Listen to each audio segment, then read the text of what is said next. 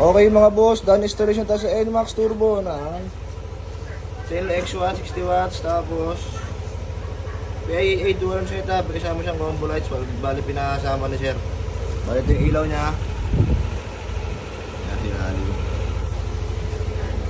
Ang ilaw na ito, low beam, white, high beam, yellow. Oh, passing, ito yung passing niya. Passing pag naka-off. Pag naka-low, may passing. Saka may passing din siya. Sabi siya naman na siya, at nilagay yung ano niya, selector. Pag naka-on niya, na yun yung piyan ng combo lights.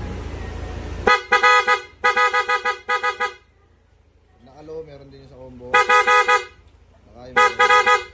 Off. Yan yun, pag nakapatay, stop. Ayun, stop. Sa harap. Low beam nga ako.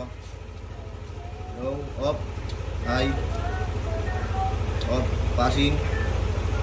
Low beam, passing. High beam, passing. Busiya naman.